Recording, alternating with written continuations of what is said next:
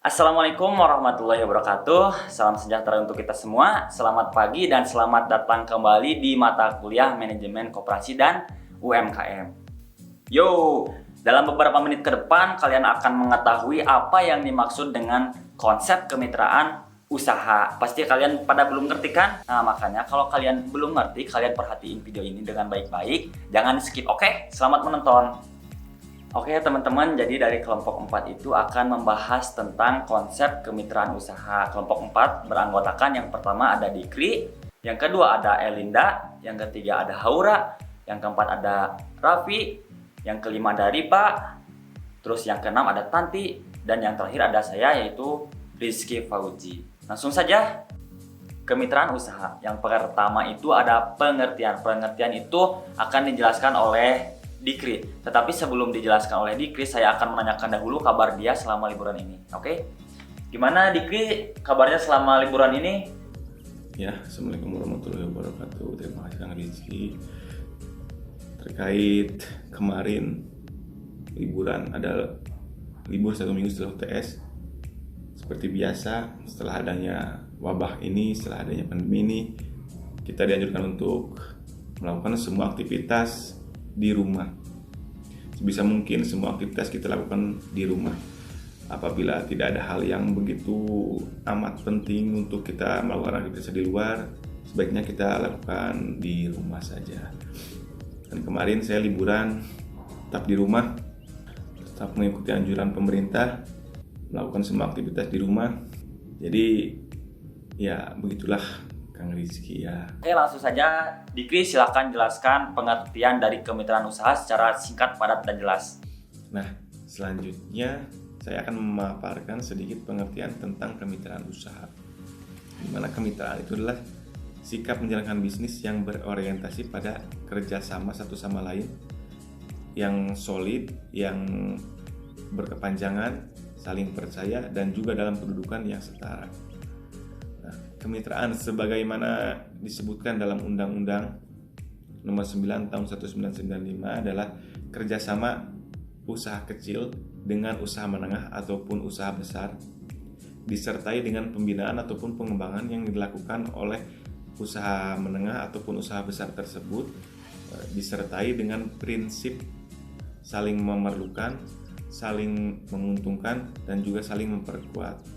Adapun contoh kemitraan yang dilakukan yang ada di Indonesia adalah seperti produk minuman teh Tongci, itu bisa dilakukan kemitraan. Terus kebab Turki Babarapi, selanjutnya ada Alfamart, Indomart, itu juga bisa dilakukan kemitraan. Sekian pemaparan pengertian kemitraan usaha dari saya.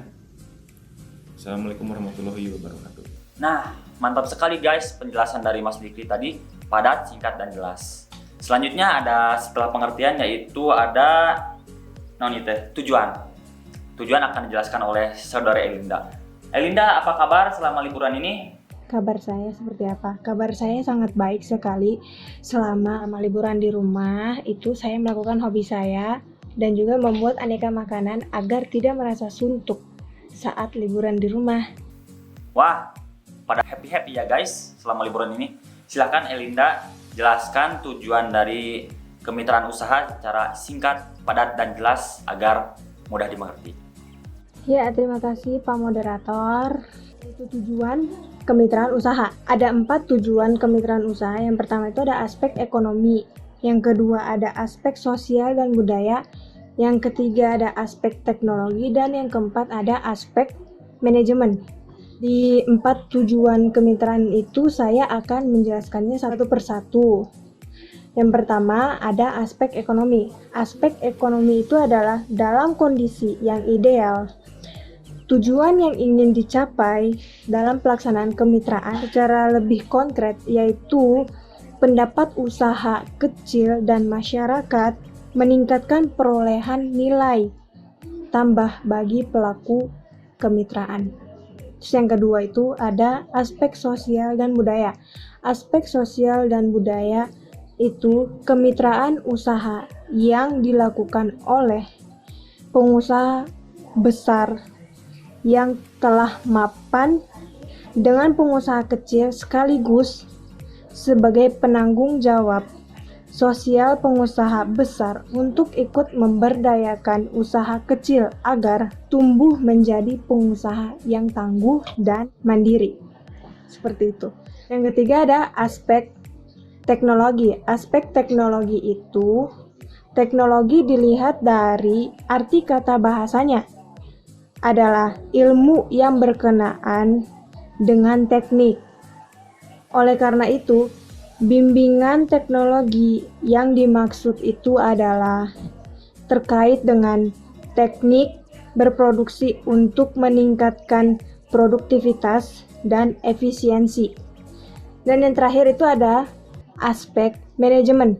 Aspek manajemen itu, manajemen merupakan proses yang dilakukan oleh salah satu atau lebih individu untuk mengkoordinasikan berbagai aktivitas lain untuk mencapai hasil yang tidak bisa dicapai apabila satu individu bertindak sendirinya. Nah, terima kasih. Itu saja yang bisa saya sampaikan. Selanjutnya saya serahkan kepada Pak moderatornya. Silakan, Pak. Wah, pembahasan yang sangat menarik ya tujuan dari Elinda tersebut. Selanjutnya ada bentuk-bentuk kemitraan yang akan dijelaskan oleh Saudara Rapi, sang YouTuber Kuningan. Oke, saya Rapi Rusna Ramadan. Saya akan menyampaikan materi ketiga tentang bentuk-bentuk kemitraan. Oke, yang pertama adalah pola inti plasma. Apa sih pola inti plasma? Itu adalah usaha besar dan usaha menengah bertindak sebagai inti dalam mengembangkan usaha kecil sebagai plasma. Terus lanjut, yang kedua adalah pola dagang umum. Nah, berbeda dengan pola inti plasma, ini ada yang kedua yaitu pola dagang umum. Apa sih pola dagang umum itu? Itu adalah usaha menengah atau usaha besar memasarkan produk atau menerima pasukan dari usaha kecil, mitra usaha untuk memenuhi kebutuhan yang diperlukan mitranya. Yang ketiga adalah pola waralaba, yaitu adalah pola untuk memberi waralaba, memberikan hak untuk kekayaan intelektual atau penemuan atau ciri usaha kepada penerima waralaba. Dan yang terakhir, itu adalah pola keagungan. Di sini pola keagungan mempunyai arti usaha menengah atau usaha besar memberikan keagungan barang dan jasa lainnya kepada usaha kecil yang melaksanakannya. Oke, mungkin itu 4 jenis bentuk-bentuk kemitraan. Jadi dalam kemitraan itu banyak jenisnya. Yang pertama adalah pola inti plasma, yang kedua adalah pola dagang umum, yang ketiga adalah pola waralaba, dan yang terakhir adalah pola keagungan. Oke, mungkin itu dia saja penyampaian materi saya. Untuk materi selanjutnya akan dilanjutkan oleh Saudara Ripa. Sudah tepat, saya persilahkan. Baik, terima kasih kepada Saudara Rapi yang telah menjelaskan tentang bentuk-bentuk kemitraan usaha. Walaupun sedikit berbelit-belit, semoga kalian para audiens dapat mengerti sedikit-sedikit apa yang dijelaskan oleh kita semua. Selanjutnya akan ada penjelasan tentang manfaat dari kemitraan usaha yang akan dijelaskan oleh Rifa. Nah, langsung saja kepada Rifa untuk menjelaskan manfaat dari kemitraan usaha. Baik, saya di sini akan menyebutkan beberapa manfaat kemitraan usaha. Yang pertama, membangun kebersamaan dan penguatan sesama pelaku bisnis. Yang kedua, memenuhi kebutuhan dalam menjaga kinerja kompetitif perusahaan. Yang ketiga, berkesinambungan dan berkelanjutan usaha dalam sektor yang sama atau related. Yang keempat, membangun kebersamaan dan penguatan sesama pelaku bisnis. Sekian materi yang bisa saya sampaikan, kurang lebihnya mohon maaf. Saya kembalikan lagi kepada moderator. Terima kasih kepada Saudari Rifa yang telah menjelaskan tentang manfaat kemitraan usaha. Gimana guys, kalian udah pada mulai mengerti kan apa yang disebut dengan manfaat kemitraan usaha itu?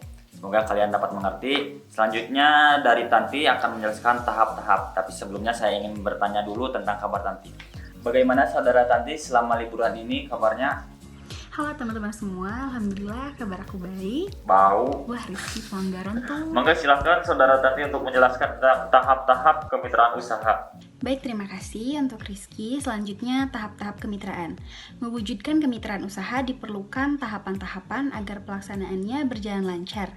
Tahap-tahap kemitraan usaha melibatkan berbagai pihak mulai dari petani, perusahaan mitra, lembaga keuangan, dan instansi terkait atau pembina. Tahap-tahap kemitraan usaha ada 3. Yang pertama tahap persiapan, yang kedua tahap sosialisasi, dan juga tahap pelaksanaan. Untuk yang pertama, tahap persiapan merupakan tahap dalam melakukan seleksi calon peserta atau petani, organisasi petani, pola kemitraan, calon perusahaan, atau lembaga mitra, serta tata cara pelaksanaan mitra. Yang kedua, tahap sosialisasi merupakan tahap pemahaman tentang cara kemitraan, serta saran dan tanggapan untuk penyempurnaan. Yang ketiga, tahap pelaksanaan merupakan tahap untuk mengetahui hak dan kewajiban masing-masing pihak yang bermitra dan evaluasi keragaman usaha kemitraan. Terima kasih, mungkin itu yang dapat saya sampaikan. Selanjutnya kembali lagi kepada Rizky. Terima kasih kepada saudara Tanti yang telah menjelaskan tentang tahap-tahap kemitraan usaha walaupun mulutnya sedikit bau Ramadan ya. Semoga kalian tetap mengerti apa yang dijelaskan oleh saudari Tanti tersebut. Selanjutnya ada dari Haura, kelebihan dan kelemahan kemitraan usaha. Monggo Kak Haura, silahkan jelaskan dengan sebaik-baiknya. Baik, terima kasih Saudara Rizky. Yang terakhir ada kelebihan dan kelemahan kemitraan. Pada dasarnya, strategi kemitraan memiliki beberapa keunggulan. Yang pertama, sinergi terjadi beberapa penggabungan keunggulan-keunggulan masing-masing perusahaan. Yang kedua, mempercepat sistem operasi. Yang ketiga, adanya resiko yang ditanggung secara bersama. Yang keempat, mentransfer teknologi antara perusahaan. Yang kelima, memasuki pasar perusahaan lain tanpa mengeluarkan uang yang banyak untuk bersaing. Yang keenam, memperluas jangkauan pasar dengan saluran distribusi yang baru. Yang ketujuh, mempermudah penyesuaian terhadap teknologi baru dengan adanya akses pasar yang semakin luas. Dan kelemahan dari kemitraan pada umumnya terjadi karena kesalahan manajemen. Adapun kelemahan dan kesulitan strategi kemitraan yang sering terjadi karena perusahaan yang bersangkutan tidak sesuai dengan perjanjian atau tidak tegas dalam kerjasama. Mungkin hanya sekian dari saya. Mohon maaf bila ada kekurangan. Wabillahi taufiq wal hidayah. Wassalamualaikum warahmatullahi wabarakatuh. Oh iya teman-teman, lupa tadi Kak Haura nggak ditanya ya tentang kabarnya selama liburan. Oke, jadi saya tanya dulu ya biar semuanya ditanya. Gimana Kak Haura kabarnya selama liburan lama ini? Alhamdulillah kabar sangat baik. Semoga teman-teman yang ada di rumah pun semua baik-baik. Semoga saya berharap COVID-19 ini cepat berlalu dan kita bisa berkuliah lagi, bisa berkumpul lagi dengan teman-teman dan juga keluarga.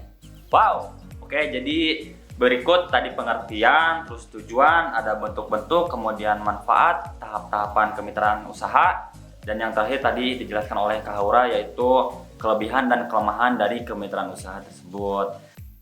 Oh iya teman-teman, sekarang kan akhir Ramadan, sebentar lagi kita akan memasuki Hari Raya Idul Fitri. Nah, karena menjelang Hari Raya Idul Fitri, saya sebagai perwakilan dari kelompok 4 akan mengucapkan mohon maaf lahir dan batin, mohon maaf jika kami semua punya kesalahan. Dan semoga virus corona ini ada hikmahnya untuk kita semua. Semoga kita semua cepat lagi bertemu secara langsung, bisa berdekatan, bisa saling sapa menyapa. Oke guys, mohon maaf sekali lagi kalau dari kelompok ini ada kesalahan. Billahi taufik wal hidayah. Wassalamualaikum warahmatullahi wabarakatuh.